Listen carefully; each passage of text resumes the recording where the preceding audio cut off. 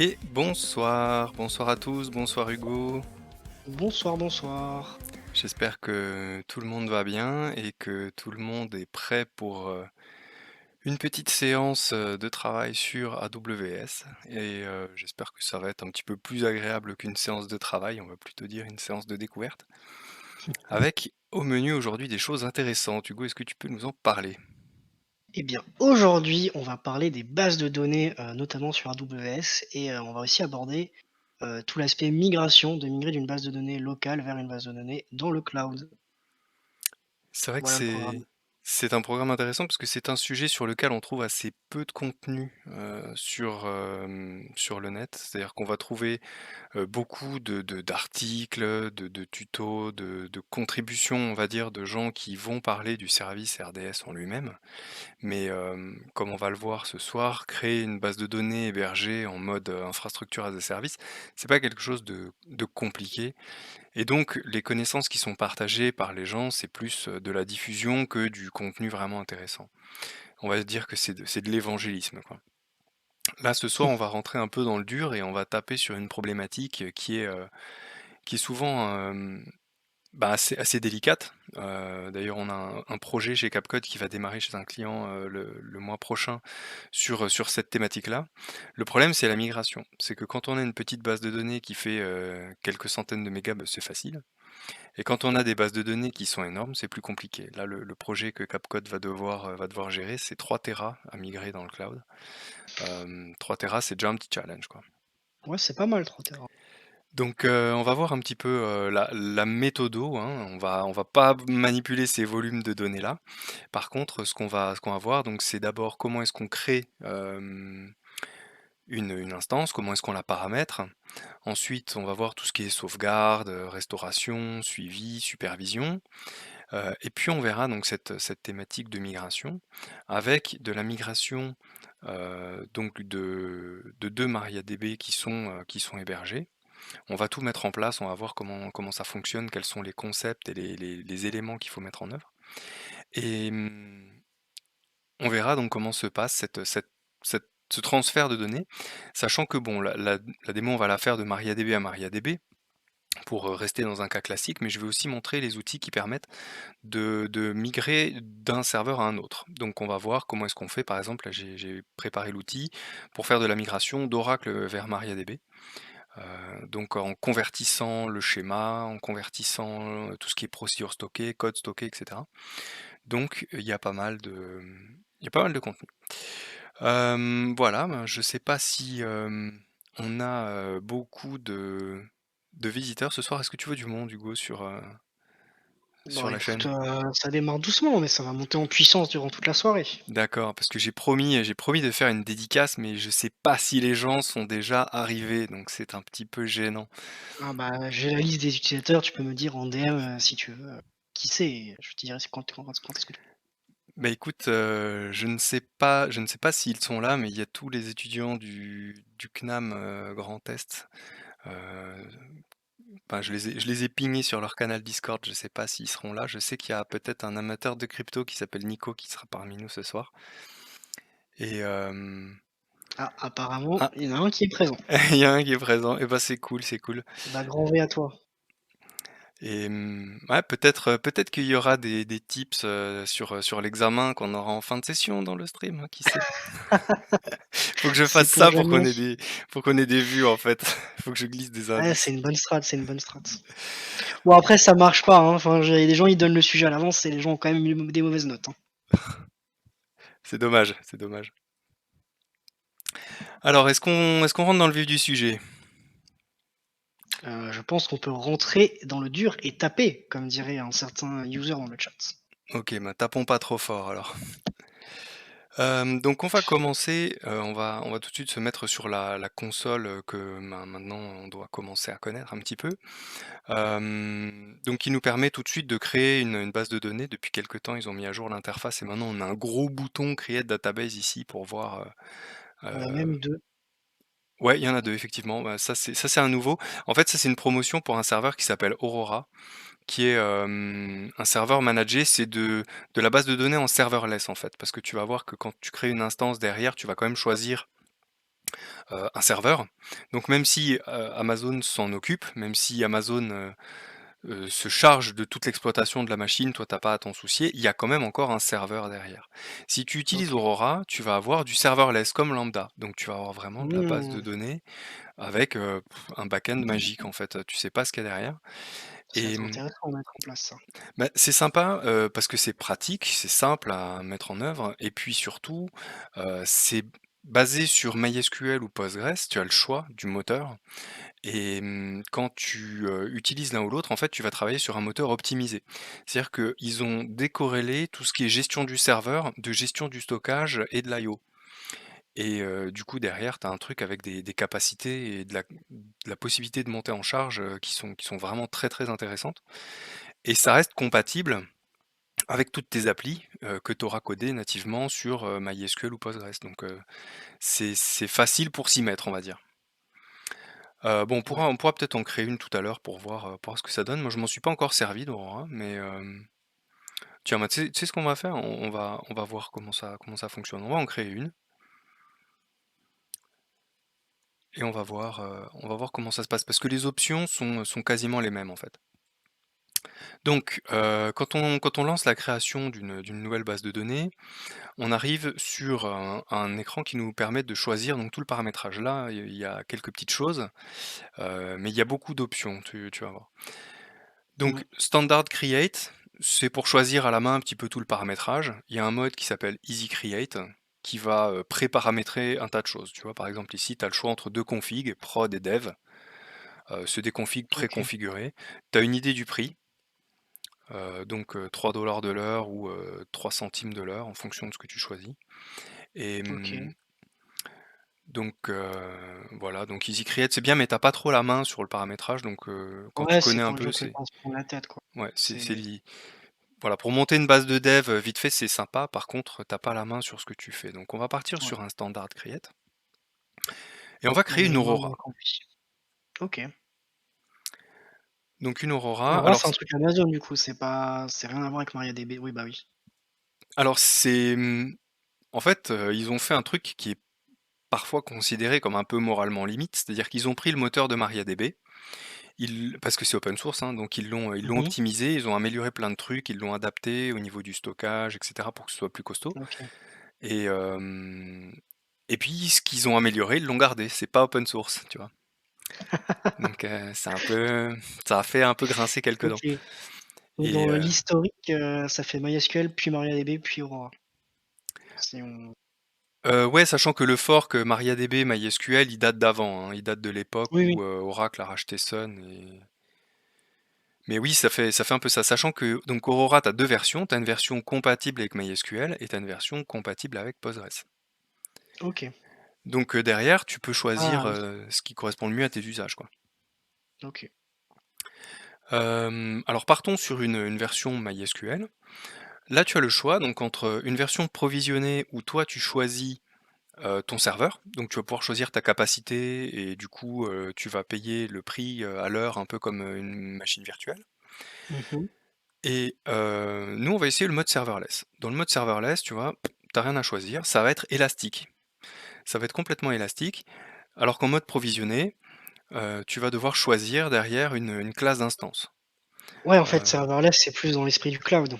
voilà, c'est plus dans l'esprit du cloud parce que là, par exemple, tu vas dire: «Ben, moi je veux un serveur, optimisé pour la mémoire ou optimisé pour le CPU». Si tu prends les serveurs optimisés pour la mémoire, là, si tu prends cette version-là, donc les R5, les machines R5, tu peux monter jusqu'à 768 gigas de RAM. Ouais, c'est pas mal. Mais il y a mieux, il y a mieux. Alors attends, si tu veux voir un truc un peu plus impressionnant, il faut sortir d'Aurora. Si on prend par exemple Oracle, donc qui a un moteur beaucoup plus lourd, mais qui a aussi d'autres capacités. Là, tu peux choisir des instances vraiment optimisées. Il y a les instances X, et là, tu peux choisir par exemple une X32, une X1 32X large, tu as 1 téra de RAM Bah, oui, pourquoi pas, écoute. et Et 14 gigasecondes, c'est pas mal aussi. Ouais, oui, ça c'est aussi de la bande passante intéressante.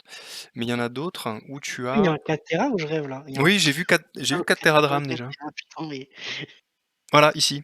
Voilà, si tu prends ça, une X1E, tu as 4 téras de RAM et bah, 128 écoute, vCPU. Donc ça permet de faire ah, quelques petites requêtes, quoi. quelqu'un demande combien ça coûte. Cher, cher. On peut regarder les prix. Tiens, il y a un site sympa qui s'appelle ec2instance.info où tu as, attends, je vais zoomer un peu, tu as tous les prix des instances EC2 normales et des instances EC2 qui servent à faire fonctionner RDS. Et si on prend ici, alors la 16X large avec 1 Tera de RAM, ah mince, il n'y a pas les prix. Zut, c'est dommage. Voilà. Est-ce qu'on en a une avec 1 Tera de RAM? On a le prix. Ouais, celle-là, X2G, c'est 7 dollars de l'heure, ça va. Après, C'est tu quand vois, même, 2 fois plus cher que ce que tu avais montré avant. Tu m'as mis à 3 centimes de l'heure là en en dev test. ah, les X1, en fait, elles sont spécialisées pour les bases Oracle. Tu les trouves que pour Oracle. Et là, tu as du Mmh. 22 dollars de l'heure. Waouh, ça coûte quand même. Ouais, t'as un Tera de RAM. Et alors, attention, euh, ce qu'il faut voir, c'est que tu n'as pas, dans tous les cas, la licence Oracle qui est incluse. Parce que la licence Oracle qui peut coûter assez cher, la dernière fois que j'ai regardé, c'était genre 44 000 euros par cœur de CPU. Ah, je te rappelle Ah qu'il y en a oui. 64 hein, des cœurs de CPU. Attends, je vais faire un rapide calcul de tête là, Ça peut vite faire un budget. 44 fois 60, ça fait à peu près, 2 millions, 3 millions à peu près. Voilà, voilà, Vraiment de tête, hein, j'ai pas utilisé Google. pour un serveur, quoi. Bah, c'est quand même après c'est des besoins spécifiques, Donc, j'imagine. quand tu sélectionnes un serveur Oracle ici, tu as le choix de dire je ramène ma licence. Et à ce moment-là, le coût à l'heure, c'est vraiment juste le coût du stockage et de la puissance de calcul. Mmh. Ou alors, tu peux demander à AWS de fournir une licence. Tu peux choisir, tu vois, Oracle Enterprise Edition ou alors Mmh. la Standard Edition 2. Et soit tu fais du biol, soit tu dis la licence, elle est avec. Et comme ça, t'as OK. pas à t'embêter, à demander une cotation, à trouver un partenaire, un revendeur, je sais pas, Et si la pour licence faire est un truc. avec, j'imagine que le coût horaire est plus cher. Exactement, tu as tout compris. Logique.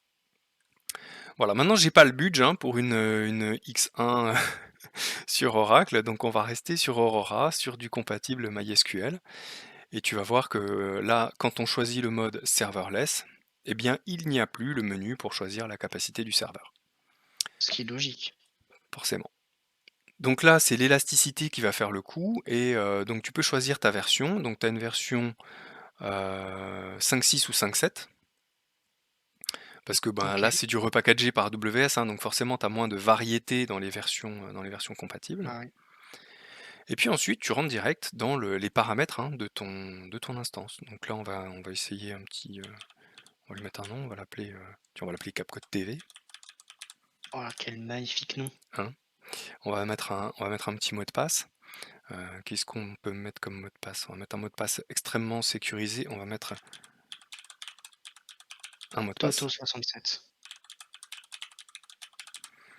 Si jamais il y a des gens qui auraient envie de se connecter aux bases de données qu'on va créer au niveau du stream, je vous rassure, elles ne seront pas publiquement accessibles. Donc, Elles seront derrière du coup un VPC, c'est ça?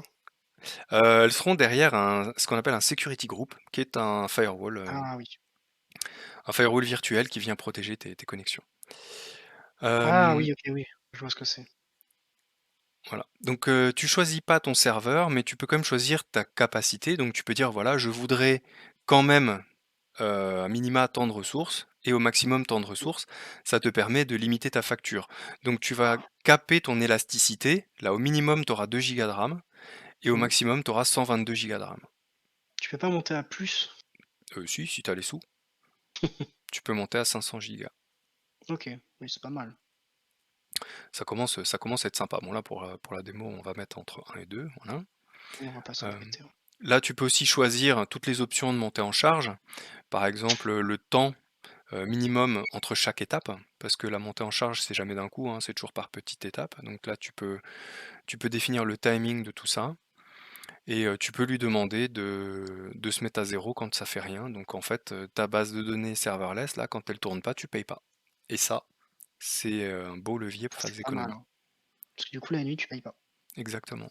Alors que sinon, ben, derrière, tu as quand même une instance, EC2, donc tu as quand même une machine virtuelle et donc tu payes en 24/7 et c'est là que les coûts s'accumulent, mine de rien. Parce que c'est pas cher, c'est quelques centimes de l'heure, mais il y a quand même quelques heures dans une année, ce qui fait qu'à la fin, ça fait du budget. Ah ouais, hein. Donc ça, on va le cocher parce que c'est sympa. Après, tu as la connectivité, donc tu peux faire en sorte que ta base de données, elle soit accessible sur ton réseau virtuel. On fera un live sur les VPC, donc tout ce qui est, réseau TCP/IP dans le cloud. Et donc de se connecter à ce VPC là, ça va nous permettre de faire en sorte que, ben, toute l'infra qu'on a dans le cloud sera capable d'accéder à cette base de données. Ensuite, tu peux choisir ton sous-réseau et là, il faut mettre ton firewall, le fameux security group dont on parlait tout à l'heure. Mmh mh. Donc moi, j'en ai un par défaut qui a déjà des règles, donc on va le réutiliser. Et puis tu OK. as de la config additionnelle. Ouais, tu peux activer un point d'API si tu veux qu'elle réponde directement à des requêtes. Et là, il y a des options qui sont importantes. Je comprends pas que ce soit masqué par défaut, parce qu'il y a le chiffrement, par exemple. Tu peux choisir ton Ah chiffrement oui. et faire en sorte que ta DB, elle soit chiffrée. Et du coup, si jamais il y a un piratage chez AWS, imaginons que ça arrive, ben, s'ils volent les données, ben, ils n'auront pas Et tu les sais pourquoi données. c'est additionnel, Jean-Noël? Parce que ça leur coûte des sous. Bah, oui, c'est un point dont on avait déjà parlé quand on avait parlé des buckets S3, l'encryption, enfin, pardon, le chiffrement, excusez-moi. Il est désactivé par défaut parce que ça leur permet, d'économiser un peu. Si le chiffrement était activé par défaut partout, même là où c'est pas nécessaire, ben, ça leur coûterait plus cher en ressources, quoi. En plus, je pense que si tu fais une base de données qui est pas chiffrée, le jour où tu vas la passer en chiffré, je pense que tu es bien embêté. On peut en parler, il y a deux-trois méthodes, c'est pas si compliqué que ça. Par contre, il y a une petite interruption de service, OK, donc c'est pas très grave, mais il faut pouvoir arrêter les applications pendant quelques secondes. OK. Ici, tu peux choisir tes paramètres et alors, tu vois, les paramètres, tu vas pas les sélectionner comme ça, un par un. En fait, on va travailler toujours avec ce que l'on appelle des groupes de paramètres. Alors OK. penchons-nous 2 minutes sur ce qu'est un groupe de paramètres. En gros, un groupe de paramètres, c'est ton fichier de config. Normalement, Ouais. quand tu vas configurer une base de données sur ta machine, tu vas dans ton my.ini, si c'est du MySQL par exemple, et à l'intérieur, tu as tous les paramètres, tu changes les valeurs et tu redémarres ton serveur. Ici, ben, chaque groupe ici que tu as, bah, c'est ton fichier de config. Et tu peux avoir autant de fichiers de config que tu veux. Par défaut, tu en as un Mmh. pour chaque version. Et là, j'en ai créé un custom. Alors, le custom, tu le crées en dupliquant un des groupes qui sont là par défaut. Tu vois, tu peux faire Après, des. tu as aussi un bouton pour en créer un si besoin, Alors, tu non? peux en créer un, et quand tu en crées un, tu choisis la source en fait. OK, Tu vois, tu dis, bah voilà, c'est un fichier de config, tiens, par exemple, un fichier de config MySQL 8. Voilà, et OK, puis après, tu peux dire de où tu veux le copier. d'accord. Donc c'est ce que j'ai fait tout à l'heure quand j'ai créé celui-là, ce custom group 16. J'ai copié celui-là, le default MariaDB 10.06. Et donc dans ce custom group, ben là tu trouves tes paramètres. Et donc ben, dans le lot, là, il y en a que j'ai changé. Par exemple, il y a le binlog. C'était pas le binlog, c'était le logbin peut-être. Voilà. Là-dedans, il y a des paramètres que j'ai activés pour pouvoir mettre en place de la réplication de serveurs qu'on verra un peu OK. plus tard. Donc ici, tu définis tes paramètres. Si tu veux les changer, bah, tu cliques dessus, tu fais Edit, tu changes la valeur, tu fais Save, et puis tu as customisé tes paramètres, et comme ça, tu peux les OK. changer. Bon, là, faut un peu savoir ce que tu fais quand même. Bah, il faut savoir effectivement ce que tu fais. Mais bon, c'est bien parce que tu vois, tu pourrais t'imaginer, ok, la base, elle est dans le cloud, du coup, j'ai la main sur rien, je peux rien gérer. En fait, c'est pas vrai. Tu peux Ouais, tu peux complètement quand même choisir. plein de choses, bah, Voilà. encore heureux. Donc une fois que tu as sélectionné, donc l'idée c'est de d'abord se faire le fichier de config qui va bien. Et quand ton fichier de config il est prêt, tu peux passer à la création de ton instance et puis là tu choisis tes paramètres. OK. Après, on a les sauvegardes. Les sauvegardes, elles sont automatiques, donc tu peux dire quel historique tu veux garder. Alors cet historique-là, il est intéressant, c'est pas juste, si je mets par exemple 3 jours, c'est pas juste je garde 3 jours d'historique de données et si le backup a lieu tous les soirs à minuit, si je restaure, je vais restaurer les données telles qu'elles étaient hier soir à minuit. En fait, tu peux revenir à n'importe quel moment dans le passé jusqu'à max 3 jours. Mmh et Donc ça se base du coup sur les archive logs, c'est ça? exactement. Sur les logs, que tu vas avoir au niveau du serveur, ce qui fait que même si tu fais une sauvegarde toutes les nuits, les logs binaires et les archive logs sont activés et du coup, tu peux restaurer ta DB à n'importe quel moment dans le passé. Ouais, Donc, c'est bien ça. si tu as un batch, qui vient te mettre, de la bouse dans tes données, ben, tu peux revenir en arrière et restaurer ta base telle qu'elle était juste avant que tu le déclenches, par exemple. C'est Donc vraiment sympa ça. Donc là, tu peux choisir ta rétention et ensuite le backup, il est automatique, hein. Il va être fait toutes les nuits dans une fenêtre de maintenance que tu vas définir. Par exemple, si tu sais qu'entre minuit et 3 heures du mat, t'as pas trop d'utilisateurs, tu vas définir ça et les backups, ils vont se déclencher automatiquement. Ici, tu as une petite option aussi qui évite de cliquer avec ses gros doigts sur le bouton delete sans faire gaffe. Tu ne peux pas supprimer une instance qui est en delete protection si jamais t'as pas été décoché l'option auparavant. Donc ça évite les OK. suppressions accidentelles. Par exemple, les suppressions accidentelles de, clusters de test, Docker. Voilà, De gens qui cliquent partout. Bref, voilà, on connaît. avec Ah, leurs gros doigts. Voilà, donc on a l'instance ici qui est en cours de création. Donc, elle est en status creating. Pendant ce temps-là, on peut se faire une petite musique d'attente ou, tu sais, en mode faut aller, ascenseur. faut aller boire un peu d'eau, se faire un café. Faire un LOL en attendant. On pourrait faire un LOL. C'est vrai que, tu vas voir, ça prend quand même quelques minutes, hein. C'est pas instantané. Moi, tout au début, quand j'ai commencé à travailler sur le cloud, je me suis dit: «Ouah, ça doit être génial, tout doit être hyper rapide. Quand tu crées une base de données ou une instance en 10 secondes, elle est là». Non, non.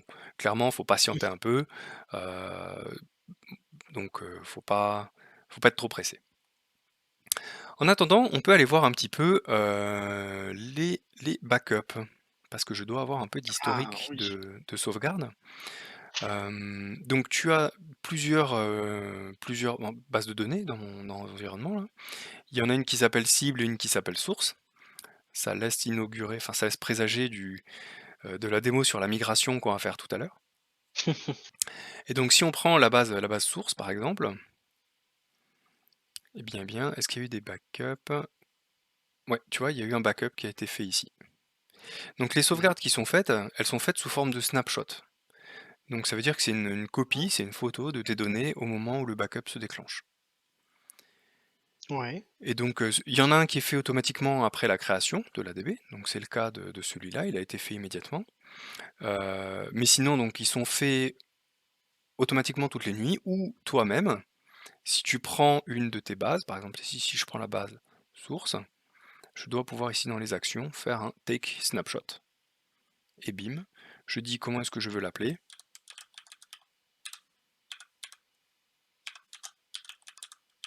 Tu lui donnes un petit nom pour le retrouver plus tard. Ah ok, À j'ai pas droit côté. j'ai pas droit au underscore, j'ai pas droit au tiret. Oh mais rien. Ah mais Mais non, elle est puisque arrêtée, l'instance. ah, c'est pour ça. Et oui, tu ne peux pas sauvegarder une instance qui est arrêtée, mais je vais la démarrer, tiens. Action. Ça va aussi prendre du temps ça, non?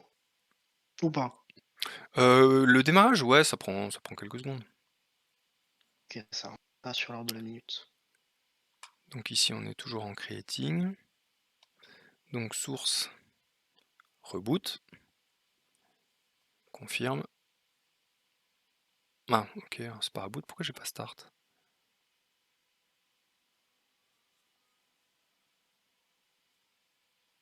Aïe, aïe, l'effet démo. Ben celle-là, je peux la démarrer.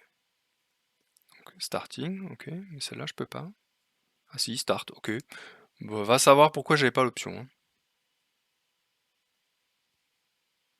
Donc là, en même temps, ça démarre de base, ça crée une troisième, et tout ça, tranquillement. On n'a pas à s'occuper des machines, on n'a pas à s'occuper d'infra, on a rien à faire de spécial, dedans. C'est bien pratique. Alors quand une instance est créée, comment on s'y connecte? Parce que c'est bien beau de la créer, ensuite il faut pouvoir l'utiliser. Tu as Oui. ce que l'on appelle un endpoint. Alors je crois qu'en français ils appellent ça le point de terminaison. L'endpoint en gros c'est le hostname de ta machine. Donc tu as le Ouais, OK. port, le hostname. Tout à l'heure à la création, on a choisi des identifiants, admin et donc avec un outil de connexion tout à fait classique, eh bien on va pouvoir se connecter. Là moi j'utilise, ID SQL. On va pouvoir se connecter au DB. Alors on va attendre qu'elle soit démarrée et on va voir ce que ça donne.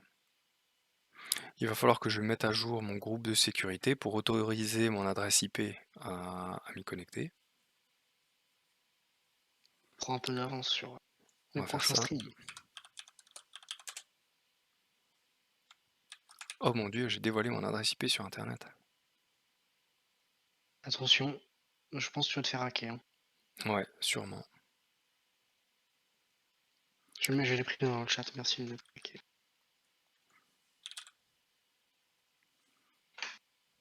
Voilà.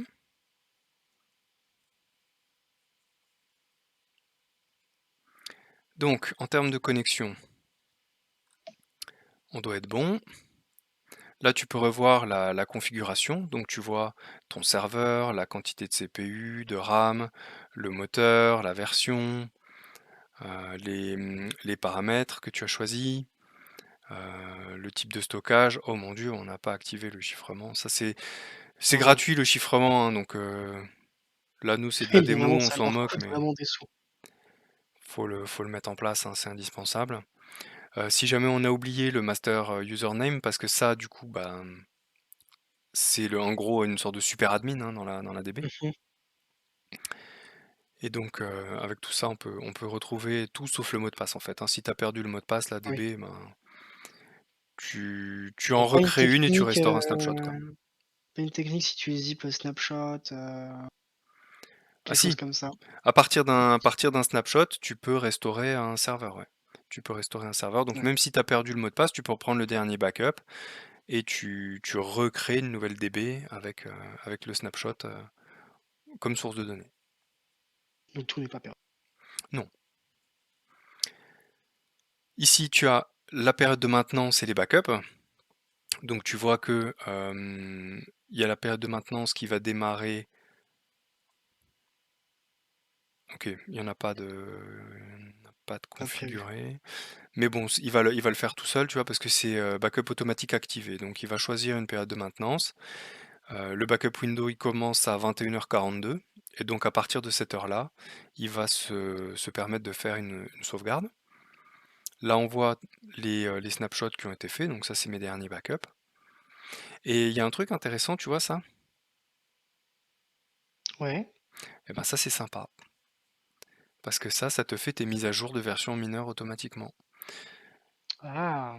Ça Pas veut mal dire ça, que, effectivement. voilà, dès qu'il y a des patchs de sécurité qui sortent, dès que tu as une version mineure qui sort, eh bien l'upgrade se fera automatiquement toujours dans cette fenêtre de maintenance. Ce qui t'évite, parce que les versions mineures, on sait qu'il n'y a pas de breaking change dedans, c'est que du bug fix. Mmh.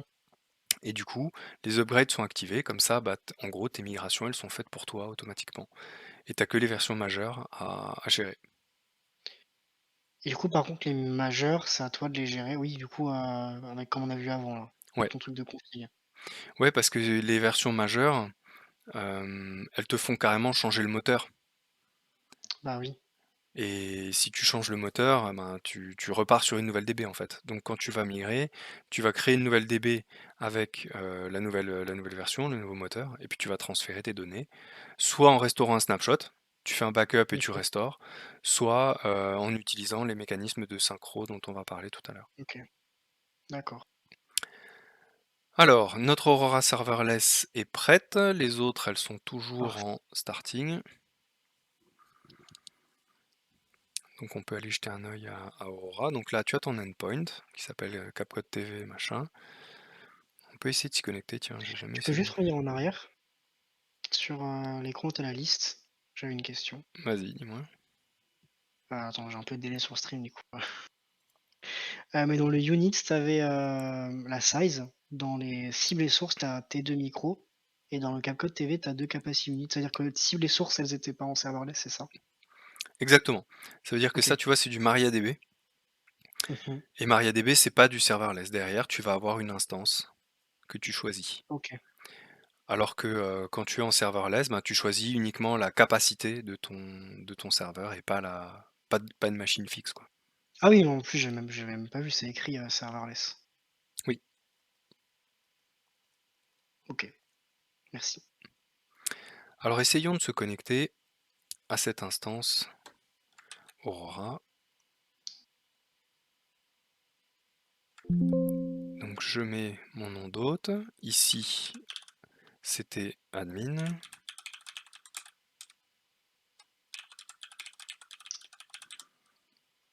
Le mot de passe, c'est évidemment CapCut TV. Dans la config avancée ici, on peut utiliser le SSL. Donc là, il faut chercher un certificat qui est fourni par AWS. Voilà, c'est un fichier PEM, tu le configures. Tu as juste à le référencer. Et après, tes Voilà, connexions, elles ça se ça font en SSL. et c'est bien mieux. Alors, bon, ça fonctionne pas. Mais il faut que je vois qu'est-ce qu'elle a comme security group. Oui, tu pas cho si t'as fait ça ou pas, changer le security group? Ouais, je l'ai fait. Normalement, je me suis mis dedans. Ouais. Mais port range, j'ai mis 0. Donc ça va pas marcher Ah. beaucoup. Donc ici, c'est MySQL Aurora sur 3306. Voilà. Unknown server host. Non, là c'est marrant, j'ai une erreur de DNS. Est-ce que vu que tu viens de la créer, faut pas un petit peu attendre que le hostname soit dispo sur, Normalement, ça va très vite, hein. C'est quasiment immédiatement disponible, hein. qu'est-ce que ça pourrait être? Moi, j'ai peut-être mal noté. Peut-être une erreur dans mon copier-coller, hein, après tout. On sait Ça que le ça copier-coller, c'est toujours source d'erreur. ça c'est valable en dev, peut-être pas en infra.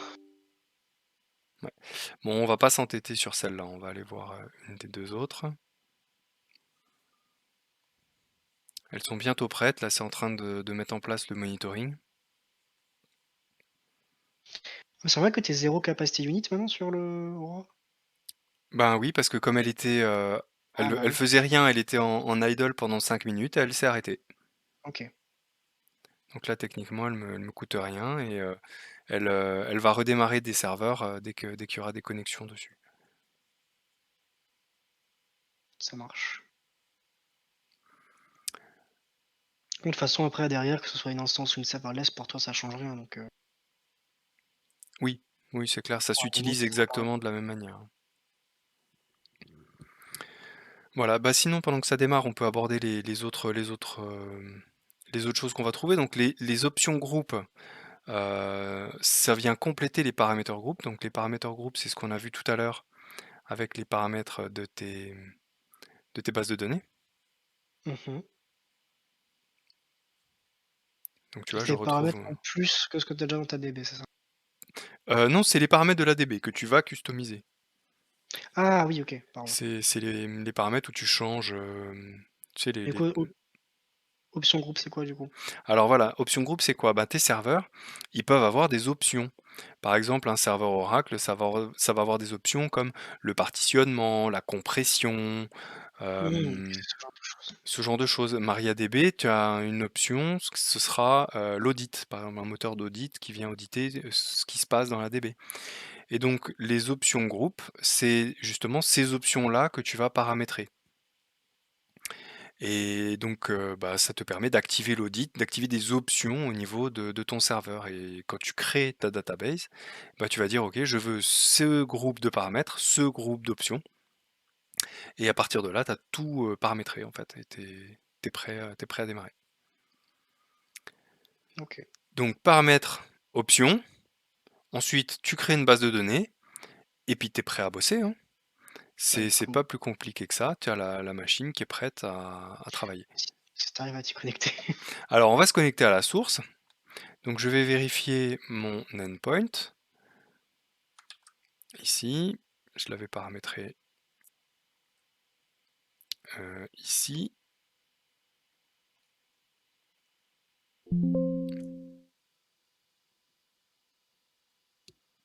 et voilà, je suis connecté à ma DB, tu vois, elle s'appelle source, et à l'intérieur, j'ai un certain nombre de schémas, donc tu as les schémas par défaut, hein, 6, performance schema, information schema, etc. Et puis ici, j'ai créé une base de données avec quelques tables à l'intérieur. Mmh.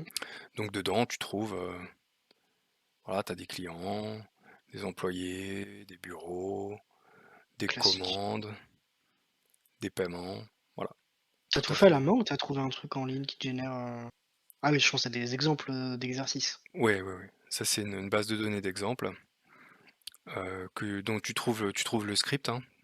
Mmh. Tiens, le script est là et tu peux l'exécuter tout simplement, hein. Aucun rapport avec le contrôle, des gens du CNAM, du coup, pour l'instant. Aucun rapport avec le... Non, non, non, effectivement. J'ai failli utiliser le modèle de données que je prévois pour l'examen, parce que l'examen, on va le faire sur une plateforme cloud AWS, en fait. On va faire un examen Mmh. en live, avec, enfin, avec Internet, avec les PC, connectés directement sur une DB dans le cloud avec un modèle qu'ils ne connaissent pas et des requêtes SQL à écrire sur ce modèle qu'ils ne connaissent pas. Mais ce sera pas Ah, celui-là, je suis désolé pour eux. ça aurait été marrant. Les gens assidus dans le stream auraient pu eu un avantage. Donc là, je suis connecté, tu vois, j'ai ma DB classique modèle, on a vu que j'ai des données à l'intérieur. On va se connecter à l'autre instance que l'on a, la cible, et on va aller voir ce qui se trouve à l'intérieur. Donc je vais ouvrir un deuxième ID SQL sur la cible. Voilà, il est ici. Et tu vois, sur la cible, j'ai aussi une DB qui s'appelle Classic Model. Alors je vais supprimer cette base là. Voilà. Je vais supprimer ce truc là aussi. Hop. Et maintenant, j'ai une base qui est vide. Donc j'ai la cible ici qui est vide, et la source où j'ai toujours ma base de données Classic Models et des tables. On est d'accord? On est d'accord. Parfait. Alors ce qu'on va faire maintenant, c'est utiliser les outils de migration pour passer ce schéma-là, Classic Models, avec toutes les Merci. tables et toutes les données, Mmh. dans la cible. Ouais. En gros, je veux migrer tout ce que j'ai de Classic Models de la source vers la cible.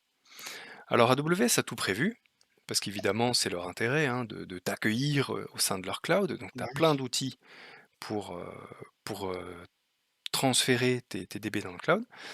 Là, on va faire une migration de cloud à cloud, mais tu peux tout à fait faire un transfert de données locales vers une DB dans Oui, le bah, cloud. c'est pareil, en fait. Voilà, Enfin, le mécanisme va être le même. Et tu vas pouvoir même aussi prendre une DB qui est dans Azure et la migrer vers AWS, enfin peu importe en fait. c'est comme tu veux, tout fonctionne. Voilà, tant que la DB elle est accessible, soit directement, soit via un VPN, tu peux monter ton mécanisme. Alors comment est-ce que ça marche? Eh bien, il te faut un certain nombre d'éléments. Il te faut, on va aller dans le Database Migration Service. Voilà, il y a tout un service dédié qui s'appelle le Data Migration Service. Et tu vas devoir travailler avec un certain nombre d'éléments. Tu vas travailler avec une instance de réplication qui se connecte à des endpoints avec un Mmh. certificat pour la sécurité. Et tu vas OK. créer des tâches de migration. Donc le premier truc à créer, ça va être les endpoints. Un endpoint, c'est quoi? C'est tout simplement une notion qui représente ta DB. Tu vois, par exemple, ici j'ai créé déjà un peu à l'avance pour pas que ça prenne trop de temps, Mmh. un endpoint cible. Cet endpoint cible, il pointe vers ma base cible. J'ai créé un OK. endpoint source qui C'est pas pointe. forcément le même que celui qu'on avait vu dans la DB directement. euh, En fait, l'endpoint, c'est un truc qui est vachement flexible. Regarde, si j'en crée un autre, tu peux dire donc c'est une source ou une destination. Soit Mmh. c'est déjà une instance RDS et du coup tu as juste à la choisir. Ouais, OK, c'est Mais pour logique. voilà, j'aurais pu faire ça, hein. Mais pour montrer un Tu peu, aurais faire pu comme si c'était une DB à toi que tu aurais dans ton data center, par exemple. OK. D'accord. J'ai fait la config à la main. Donc ici, tu vas lui donner un nom, CapCut TV.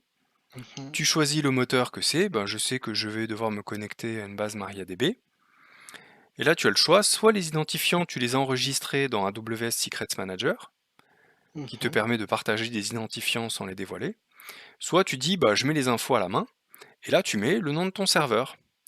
Donc, dans le nom de ton serveur, tu vas mettre ben, l'endpoint qu'on avait ici. OK, qu'on a oui, d'accord. Tu vois, tu reprends ça. On avait dans le truc de la DB, ouais. Exactement.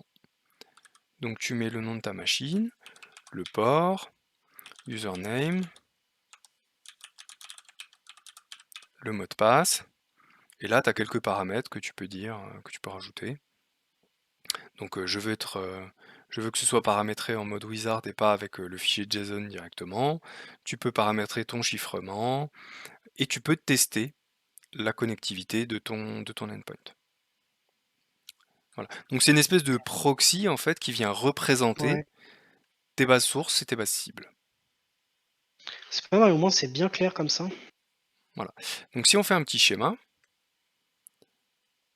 j'ai une base de données ici. Ah, c'est dommage, je peux pas changer la lettre dedans. Alors attends. Est-ce que j'ai pas un truc database? Voilà, database. On va dire qu'ici on a la source. Ça c'est la vraie DB source. Mmh. J'ai la DB Cible. cible. Et devant, on va mettre un endpoint.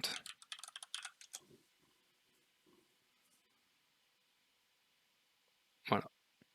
Un endpoint qui va représenter la source. Et un endpoint qui va représenter la cible.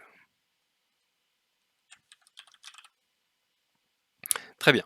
Bon, on a créé des représentations de nos bases sources et cibles, mais on sait quand même pas ce qui se trouve au milieu et comment est-ce qu'on va faire Oui. la réplication concrètement. Donc une fois que les endpoints sont prêts, il va nous falloir en fait une instance. Donc on va créer une instance de réplication parce que ce mécanisme de Data Migration Service là, en fait, il va utiliser une instance EC2. OK. Qui va elle se charger, j'imagine, de faire, le Voilà, micmac pour, faire le transfert. exactement. Elle va se connecter à chaque endpoint, source et cible, et elle va prendre les données de la source pour les envoyer dans la cible. Donc ça, c'est une instance EC2 que tu peux choisir sa config et tout, mais t'as pas à t'en occuper en fait. On va en créer une comme ça, tu vois comment ça se passe. Donc Ouais. je fais créer une instance de réplication, je vais lui donner un nom. Tu peux lui donner une description. Là, tu choisis la config. T3 points, allez, on va prendre une petite, T3 points micro. Et là, on pourrait encore prendre 5 Go, 5 téra. Tu peux prendre une grosse base de données si jamais tu as beaucoup de choses à migrer, parce qu'une instance, elle peut démarrer plein de process de migration en parallèle. Donc tu peux en avoir qu'une Oui. qui va se charger de migrer énormément de choses, quoi. Et tu pourras avoir plusieurs instances pour migrer, enfin, tu pourras avoir plusieurs EC2 qui font la migration de source vers cible? Ou c'est pas Tu possible? non, tu pourrais, mais c'est pas vraiment une bonne idée. C'est Vaut pas mieux avoir recommandé? une instance qui fait plein de migrations, Ouais, que ou plusieurs qui font ouais, parce que sinon c'est un peu galère à gérer, bah, j'imagine. soit tu fais une grosse instance qui gère plein de migrations, soit tu fais une petite et tu fais une petite par migration, c'est comme tu veux en fait. OK. Donc j'ai choisi mon instance. Je peux choisir le moteur de migration parce que tu as plus ou moins de features, tu sais, c'est des choses qui évoluent, hein. AWS continue le Oui. développement, donc tout ça, ça évolue. Tu peux choisir le stockage. Là, il faut que ce soit proportionnel à la quantité de données à migrer. Moi, mes DB, elles font 20 gigas. Donc ici, si je mets 25 gigas, c'est suffisant. Il faut choisir le VPC, donc le réseau TCP/IP qui permet Mmh. d'accéder à mes instances. Logique. Ah, Ça, tes endpoints du coup, plutôt? les endpoints, non, je pense que c'est vraiment le VPC. Attends. Parce que si tes DB, elles sont en dehors du si elles sont ailleurs, c'est quelque chose En que j'ai fait, passé. mes endpoints, là, je les ai fait pointer, je les fais passer directement par Internet. Ils passent pas par le VPC. D'accord. Tu vois? Pour vraiment simuler que je migre de chez moi, on-premises vers le cloud. Mais en tout cas, tu pourrais rester en intra VPC. Là, tu peux choisir le sous-réseau, tu peux choisir, le data center dans lequel tu veux que ce soit en place, tu peux choisir le security group, toujours, le firewall, le chiffrement, parce que pendant le transfert des données, il est où mon schéma? Il est là. Pendant le transfert des données de la source vers la cible, les données sont chiffrées. Et c'est comme ça que tu fais du coup pour passer d'une base de données pas chiffrée à une base de données Mmh, chiffrée? pas que, parce qu'il faut chiffrer les OK. données que tu transfères, mais il faut quand même avoir créé la base de données cible, chiffrée elle aussi. Oui, OK, d'accord. Tu crées ta base de données chiffrée vide et après derrière tu transfères en chiffrant. Voilà. OK.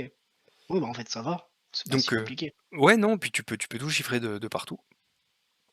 Là, tu peux définir des plages de maintenance pour que ce soit mis à jour automatiquement aussi. Donc ton serveur, il va se mettre à jour automatiquement et c'est tout ce que tu as à créer. Donc on va cliquer sur create. Qu'est-ce que j'ai oublié? Non, c'est du dev ou test. Parce que même ça, c'est, hautement disponible. Mmh. Tu vois, quand tu coches, multi-ASY, bah, ça veut dire que mon instance de migration là, en fait, je vais en avoir 2 en parallèle. Ce qui fait que même si j'ai une panne sur un data center AWS, ma migration, elle continue. C'est pas mal ça.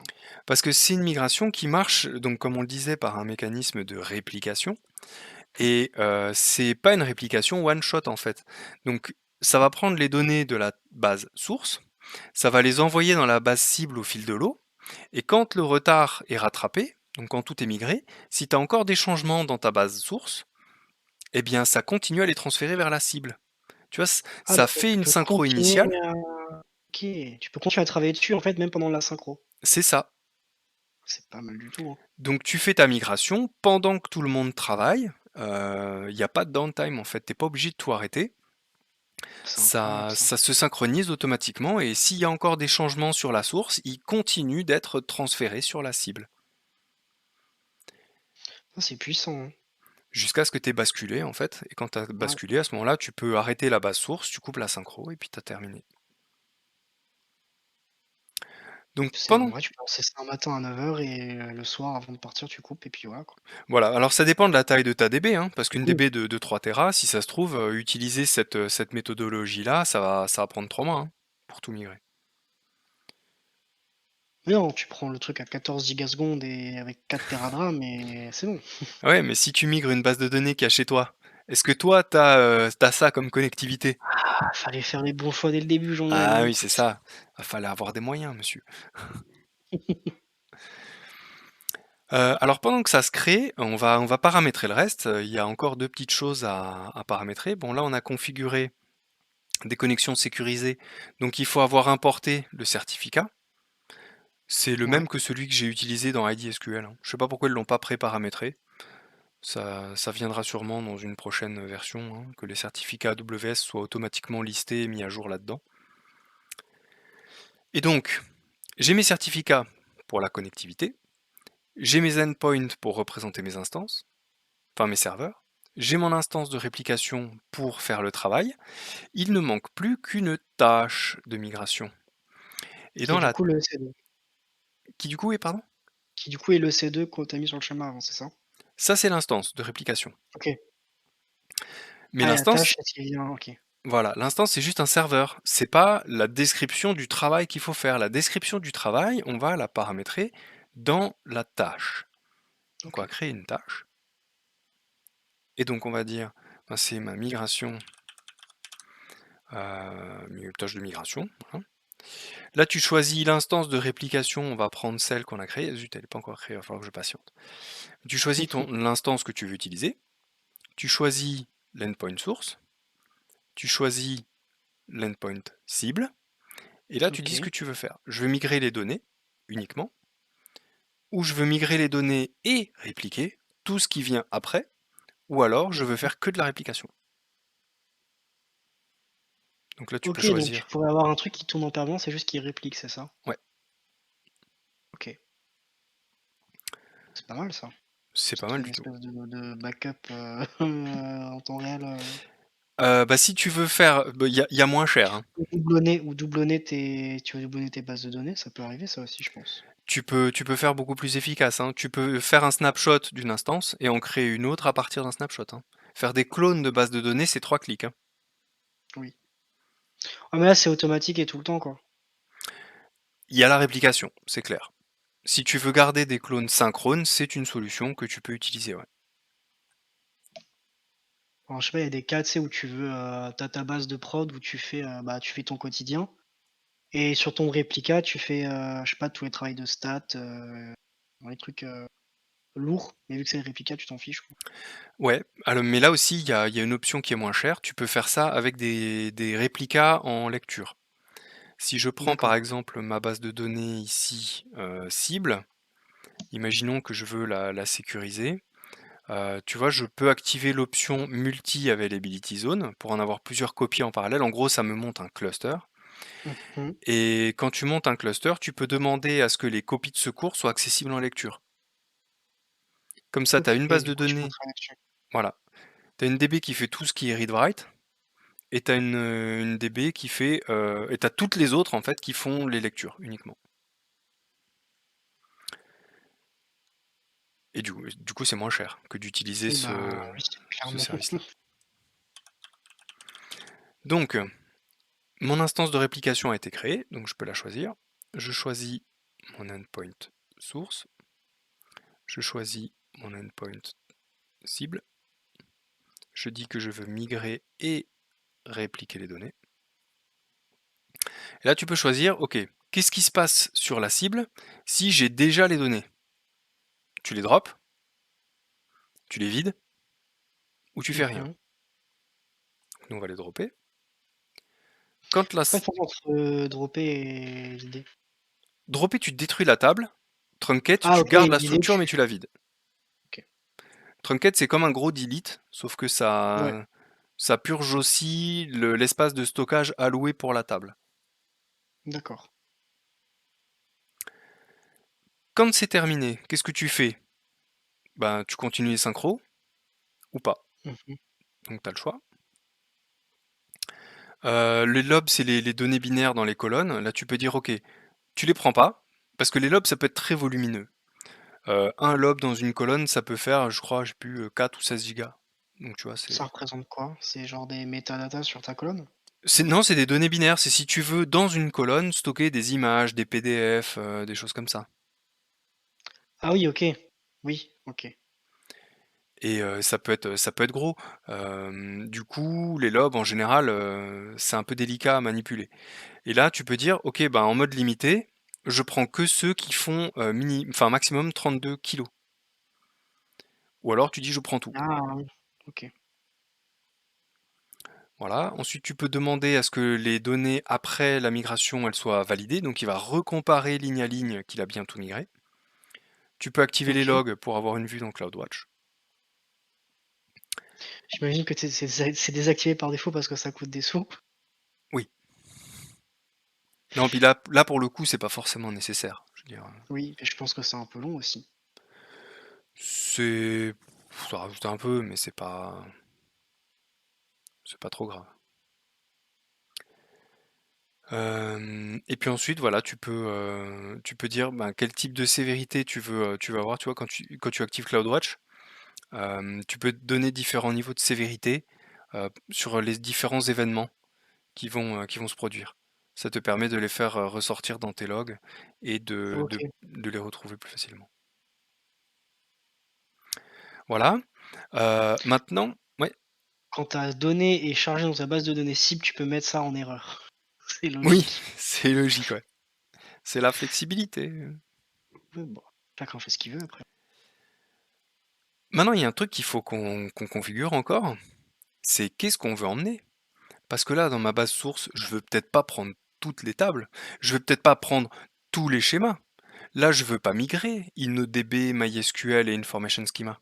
Je veux migrer Ouais, que Classic Models. Donc, dans la tâche, maintenant, il faut faire des mappings pour dire qu'est-ce que tu veux sélectionner. C'est là que tu vas sélectionner qu'est-ce que tu veux migrer. Donc, tu vas prendre le schéma, mmh, OK. voilà, et nous, on va prendre uniquement Classic Models. Et ici, table name, ben, en mettant %, on prend toutes les tables, mais tu pourrais te limiter à certaines tables qui t'intéressent. Et tu les sépares comment, si tu en veux mettre plusieurs? Tu mets des points-virgules, un truc? Non, il faut mettre plusieurs règles. D'accord, OK. Il faut mettre Ah plusieurs oui, tu règles. peux en ajouter plusieurs, que j'avais pas Voilà. vu. Tu peux en ajouter plusieurs et tu peux mettre des règles pour inclure, tu peux mettre des règles pour exclure. Donc tu pourrais dire je prends tout Mmh. et puis ensuite tu rajoutes une nouvelle règle qui dit sauf ça. Oui, si tu veux prendre les 15 tables sauf une, ouais, heureusement que tu peux faire ça. Voilà.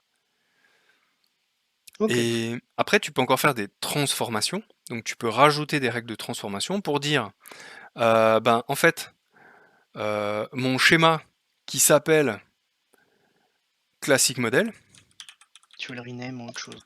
exactement, Ah, tu veux même rename des tables et des colonnes. Ah ouais, complètement. c'est vraiment, hein.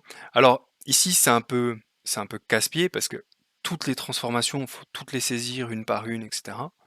Après, tu pas Mais trop tu le peux le faire. choix, hein. Bah, tu pourrais faire un gros fichier JSON Oui, aussi, hein. qui fait tout. Et tu copies-colles ton fichier JSON là-dedans, et puis tout est paramétré. Mais il y a un autre outil dont on reparlera ici qui s'appelle le Schema Conversion Tool, qui est capable de faire ça aussi, et ça permet d'être un peu plus efficace. OK. Mais cela, je C'est le quoi? montre après. Ça roule.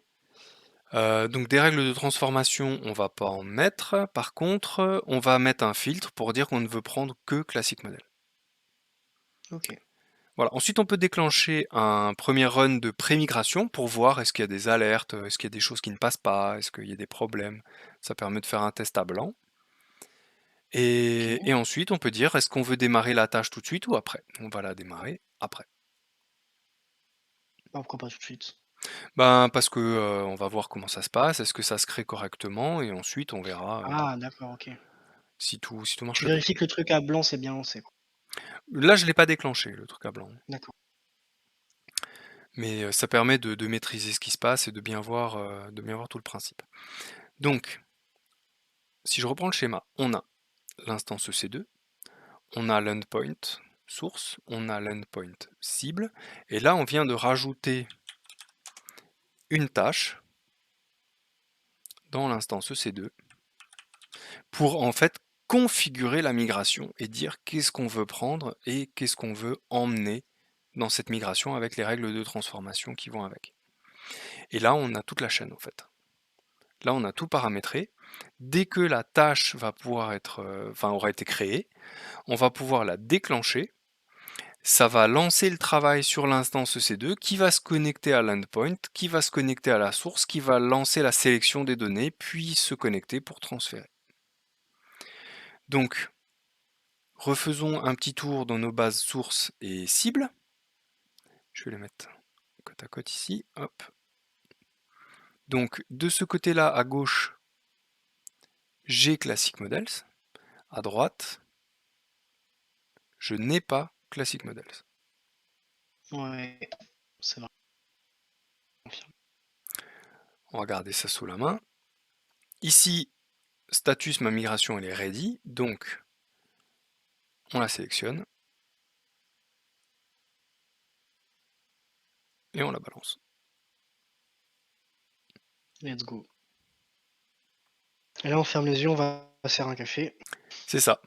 Sachant que c'est une petite DB, donc ça devrait pas être trop long.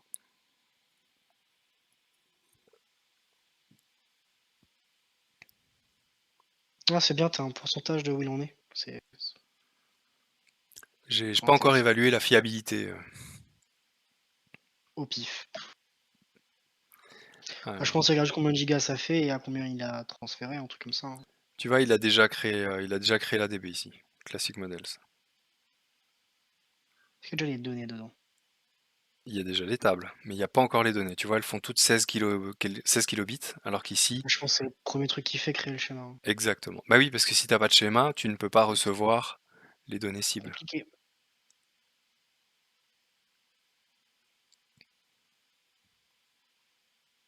Running, ça on le savait, parce qu'on a vu le schéma se créer.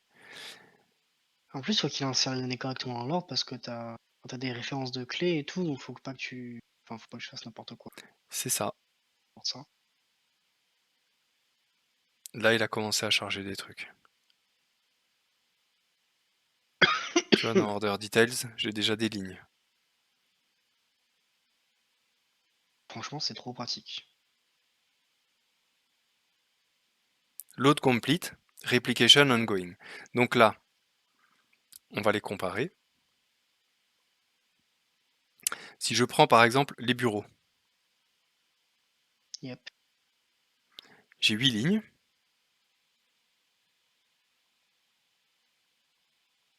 Dans la cible et j'ai 8 lignes dans la source. Si je rajoute un bureau de plus, on va mettre le bureau numéro 9. Il est dans une ville qui s'appelle, tu veux le mettre où? J'aimerais bien j'aimerais bien le mettre à Scranton et l'appeler Dunder Mifflin. Ce serait incroyable. Alors comment ça s'écrit Scranton? Scranton. A-M ou A-N? N, pardon. N comme Scranton, Nicolas. ok. On va mettre un numéro de téléphone très fiable. Et on va le mettre au 12. Oui, oui, je sais, j'ai pas fini. 12 rue Dunder Mifflin. Country, ça c'est aux États-Unis, j'imagine. Exactement. As-tu le code postal? 6700. Allez, go pour 6700. Et territoire, on va mettre USA. Ok, la ligne est ajoutée. Je fais un commit. Je vais à droite. Rafraîchir. J'ai Scranton. Franchement, c'est incroyable. C'est trop bien. Et donc, dès qu'on va faire des changements dans les tables, par exemple, si j'enlève Strasbourg, Ah oui, bah, en fait, il détecte toutes les requêtes SQL qui partent, quoi. C'est trop stylé, en fait. Enfin, j'ai plus Strasbourg. Et en fait, tout ce qui se passe sur une base, c'est envoyé sur l'autre. qu'est-ce qui se passe si on fait la même chose en inversant cible et source maintenant? Est-ce que ça fait une boucle infinie de répétition? Ce serait un bon truc à tester. Et tu pourrais devenir l'homme qui a fait exploser le cloud AWS. Oh putain, c'est une super idée. Le truc, le plus gros cloud de la planète, 3 fois plus gros que son Ça, mais premier ça, compétiteur, tu le fais tomber. mais Bravo. attends, ça va coûter des sous, en fait, je pense, surtout. Ça me fait penser à un épisode des Simpsons où Bart il fait une boucle avec un micro et un haut-parleur et il détruit la ville. Ah, ça doit Voilà. être horrible. Ça fait pas juste un Larsen, ça, d'ailleurs? Normalement si, mais là c'était un tel Larsen que ça détruisait la ville. Donc là, si on regarde le dashboard du Migration Service, tu vois le nombre de tâches que tu as actives, tu vois Mmh. ce qui est en train de se passer, le nombre d'erreurs, etc. Tu as une vue globale en fait de ce qui est en train de se passer. Et tes deux instances, elles sont maintenues synchrones jusqu'à ce que tu n'en aies plus besoin. Voilà, jusqu'à ce que ta C'est migration franchement puissant. soit terminée. Quand ta migration est terminée, tu stoppes ta tâche. Et c'est ta responsabilité à toi, après, de faire en sorte que, bah, il y ait plus rien, C'est ta plus de responsabilité à changement. toi, exactement, de faire en sorte que... Bah, après, si tu t'es planté pour faire stop, tu t'en refais une et tu dis que tu veux juste, insérer les données en trop, quoi. Ah, complètement. Et là maintenant, si je remets Strasbourg dans la source,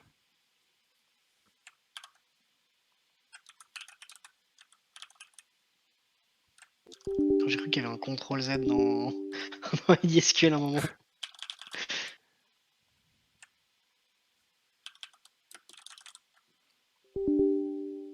alors il faut encore mettre country, le code postal, et ils en ont mis des clés primaires. Enfin des clés primaires, des clés... il y a des contraintes dans tous les sens. Ah bah, j'espère que ce sera pas le schéma utilisé à l'examen au CNAM, hein. Non, je peux le dire, ça n'est pas le cas. Je vais essayer à chaque fois de trouver lequel c'est. Voilà, tu vois, j'ai rajouté Strasbourg, et si je fais Et il y a refresh pas ici, il n'y a pas.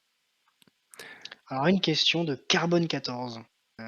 qui me demande si ça fonctionne avec 2 types de bases de données différentes. Par exemple, migrer du SQL vers du Mongo ou l'inverse. Alors effectivement, ça fonctionne avec des bases de données qui sont hétérogènes. Là, j'avoue que pour faire une démo en live, j'étais pas très confort avec faire des choses à faire trop le grand écart entre deux bases de données différentes. Mais tu peux effectivement utiliser des sources et des cibles qui n'ont rien à voir.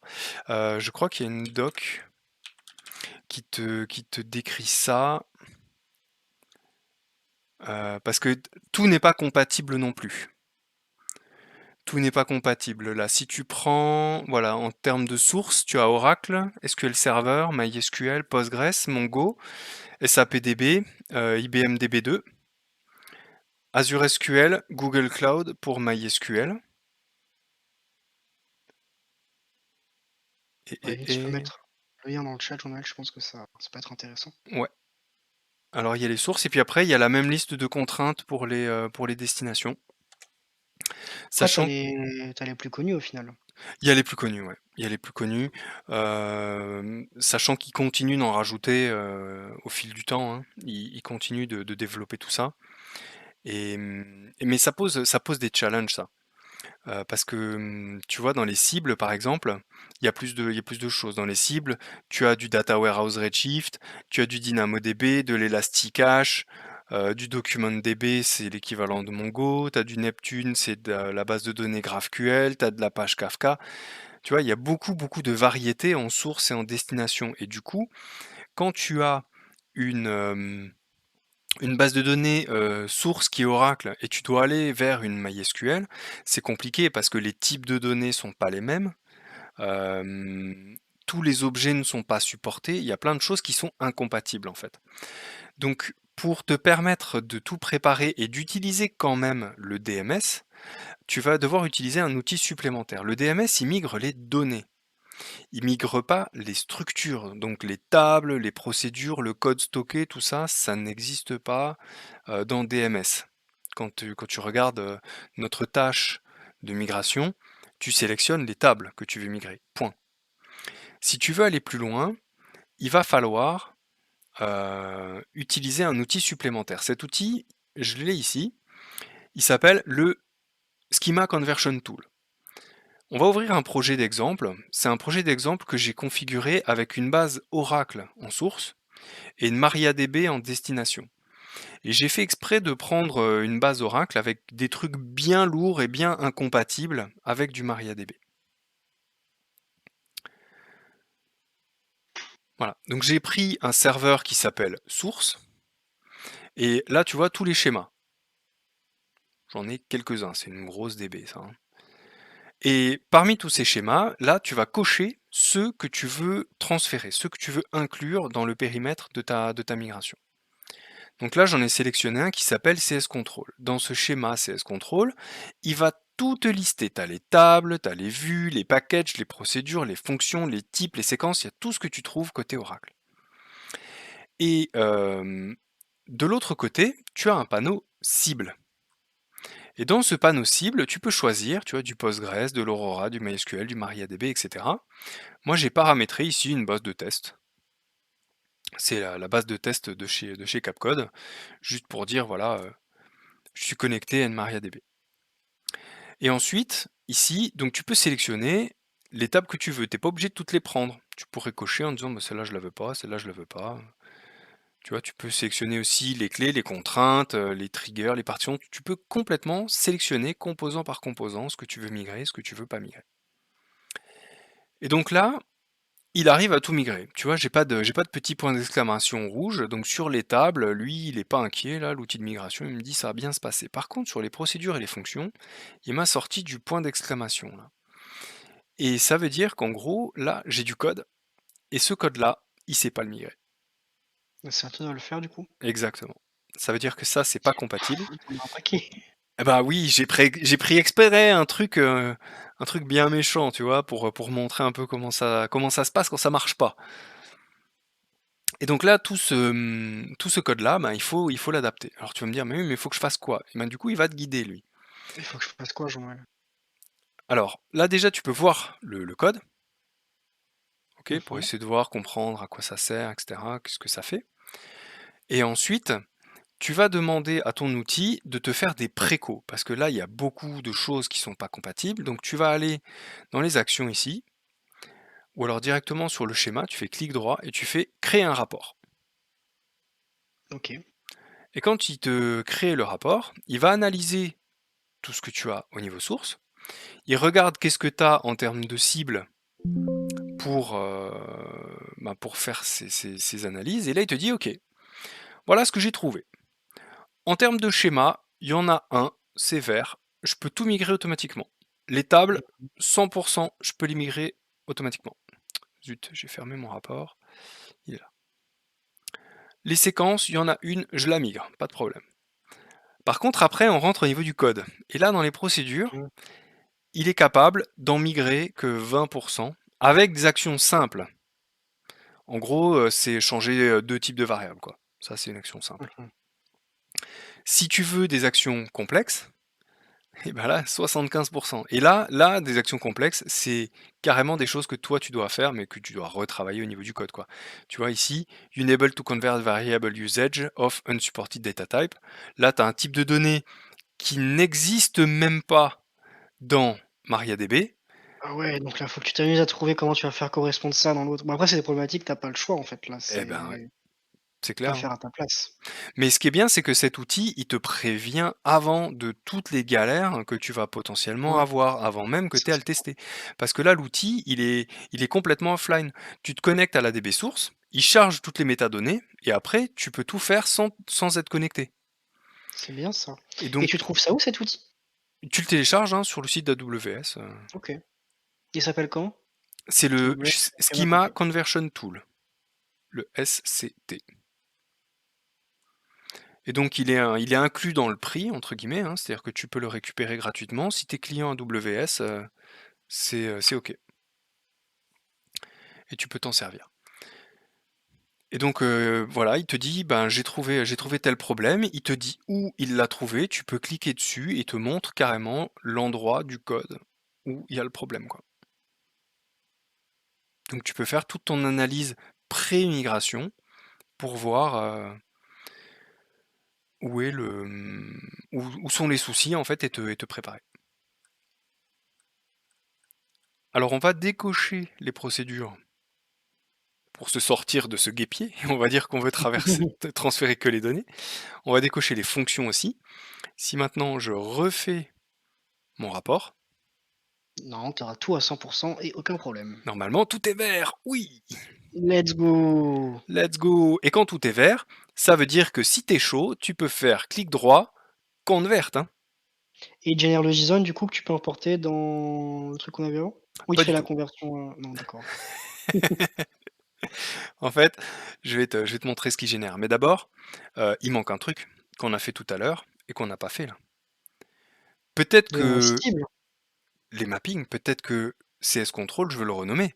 Peut-être que les tables, je veux les Ah, renommer. Donc dans les ah, actions ici, tu peux aller créer des mappings. Et tu as une vue ici qui s'appelle la Mapping View, dans laquelle tu vois toutes tes règles. Donc là, déjà, en haut, tu as les mappings de serveur, donc tu as ta source et ta cible. Et ensuite, en dessous, tu peux créer tes règles. Et là, j'ai rajouté des transformations. Par exemple, j'ai mmh, dit que j'ai une règle qui s'appelle lowercase tables pour toutes les tables de tous les schémas, je les schéma, convertis en lowercase. Parce qu'on a eu récemment un truc bizarre avec des tables MariaDB qui existaient en double, en lowercase et en mixed case. C'était un peu étrange. oui. Tu peux aussi ici paramétrer une autre règle qui va dire ben, toutes mes tables qui commencent par CS underscore, c'est-à-dire toutes les tables du schéma quasiment, Mmh. je les renomme en T underscore. OK, oui. Tu vois, tu changes le préfixe. Et en règle, tu vois, tu peux rajouter Et des c'est même préfixes, plus des puissant que suffixes. ce qu'il y a dans AWS en fait, là, j'ai l'impression. Ouais, tu peux aller plus loin. Ouais. Tu peux aller plus loin, tu peux faire plus de choses. Et donc, tout à l'heure, tu me disais, tu peux générer le JSON. Ben oui. Là, tu peux faire un export script for DMS. Mmh. et ça te sort ton JSON, ok? Mmh. Mais au-delà de ça, quand tes mappings sont prêts, etc., tu peux retourner dans la main view, et ici tu peux faire Save as SQL. Pardon, j'ai mis Ah! ce clic, Save OK. as SQL. Alors je vais pas le refaire parce que je suis offline, je suis pas sûr qu'il va tout trouver, mais je peux te montrer ce que ça génère comme script parce que je l'ai fait cet après-midi.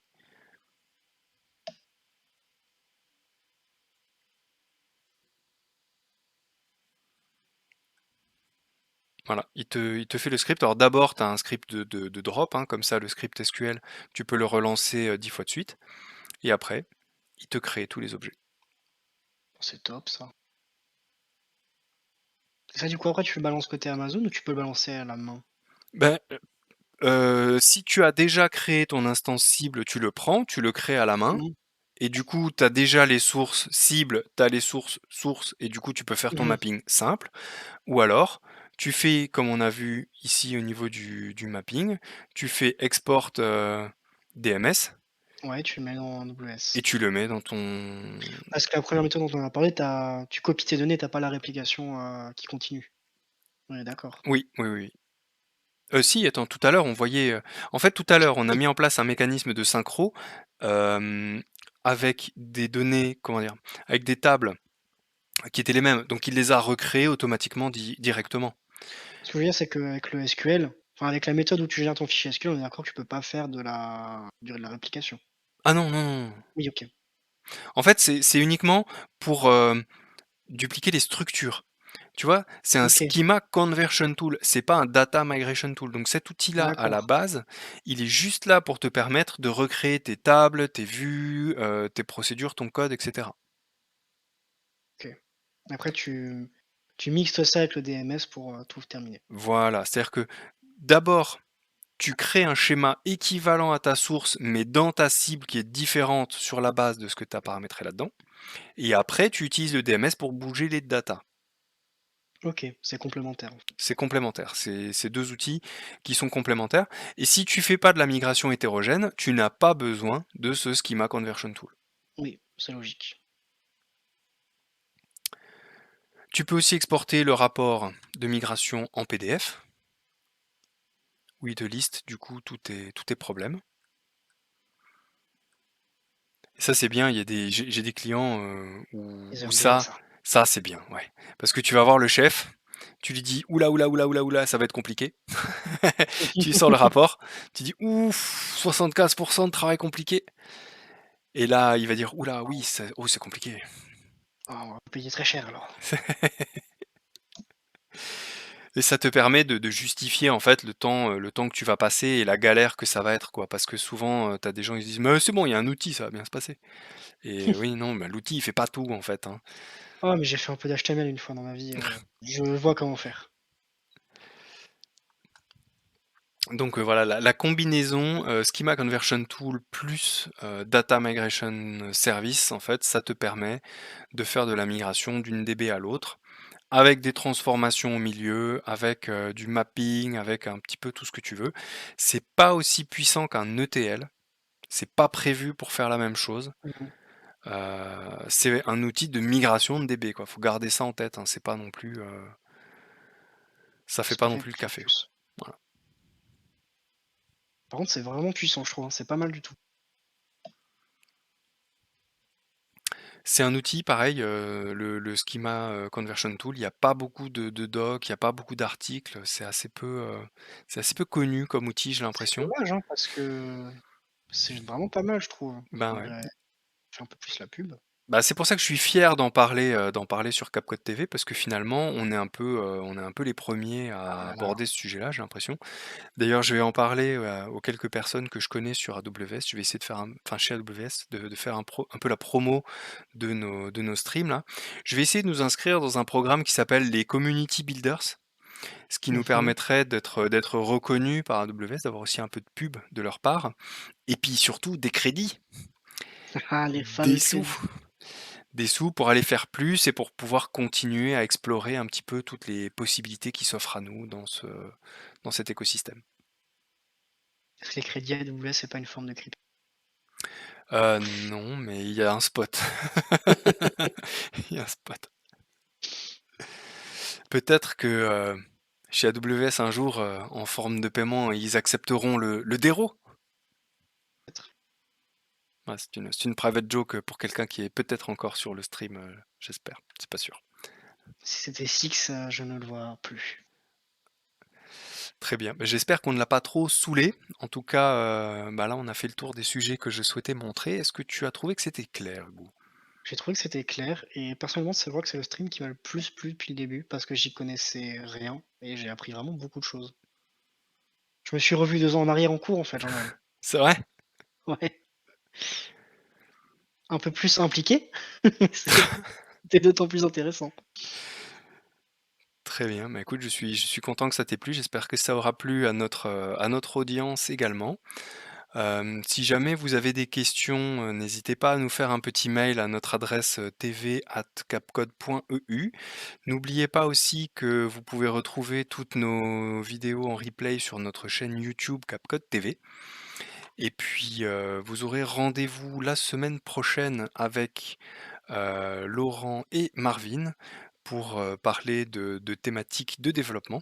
Est-ce que tu as eu l'ordre du jour, toi, de la prochaine session, Hugo? Absolument pas, je suis pas persuadé qu'il l'ait également. Eh bien, écoute, on tâchera de publier ça sur nos différents réseaux sociaux pour que ça soit un petit peu diffusé en amont. Mais en tout cas, moi, je sais que ce sera un sujet intéressant et dans lequel, on aura du détail et de la qualité. Parfait, Eh bien, merci à tous je peux pour, leur faire confiance. pour votre participation. Je vous souhaite une excellente fin de soirée. J'espère que ça vous a plu. N'hésitez pas à nous faire du feedback, des retours. On est preneurs. Si vous avez des idées de thématiques aussi, ce sera toujours sympa. Portez-vous Ouais, bien et à bientôt. À bientôt, Hugo. à bientôt, à la prochaine fois. Ciao, ciao. Ciao, ciao.